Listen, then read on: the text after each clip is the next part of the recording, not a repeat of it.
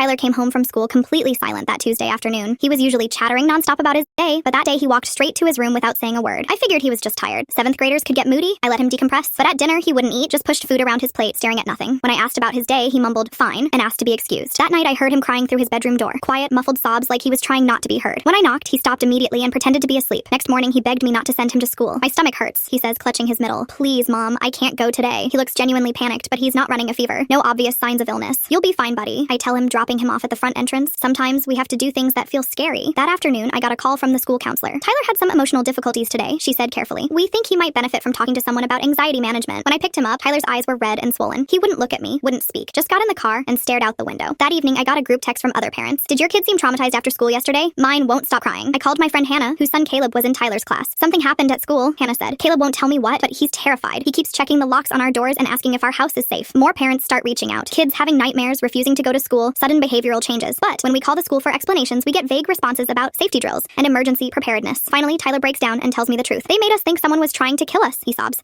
"For 6 hours, Mom. 6 whole hours." The story comes out in fragments, interrupted by panic attacks and tears. That Tuesday, principal announced a lockdown drill over the intercom. Standard procedure, lights off, doors locked, kids huddled quietly in corners. But this drill was different. 10 minutes in, they heard sounds in the hallway. Not the usual quiet footsteps of administrators checking classrooms, loud banging, shouting, what sounded like gunshots. "We thought it was real," Tyler whispered. "Our teacher was crying. She kept whispering, stay quiet," like she was really scared. For 6 hours, 400 middle schoolers sat in darkened classrooms believing they were going to die. No food, no water, no bathroom breaks. Teachers weren't told it was still a drill. They thought it was an actual emergency. Some kids were having panic attacks so severe they passed out. Tyler wet himself after 4 hours, but was too terrified to move from his hiding spot. The sounds kept getting closer, he tells me. "We heard screaming from other classrooms. I thought I was going to watch my friends get shot." When I demanded answers from the school, principal was defensive. "We were preparing students for real-world scenarios," he said. "Active shooter drills need to feel authentic to be effective. We can't coddle these kids. Their lives might depend on it someday. You traumatize 400 children for 6 hours. We're creating survivors, not victims." The school district was being paid $50,000 to test immersive crisis training on our children without parental consent. The company had hired actors to create realistic sounds of violence. Teachers were given false information to ensure their fear responses were genuine. Our kids were lab rats in a trauma experiment. When parents discovered the truth, the lawsuit started immediately, but the damage was already done. Tyler developed severe PTSD. He refuses to return to school even after we transfer him to a different district. 23 children from his class required intensive therapy. 5 are hospitalized for psychological breaks. One 7th grader attempts suicide 2 weeks later, leaving a note that said, "I can't forget the sounds."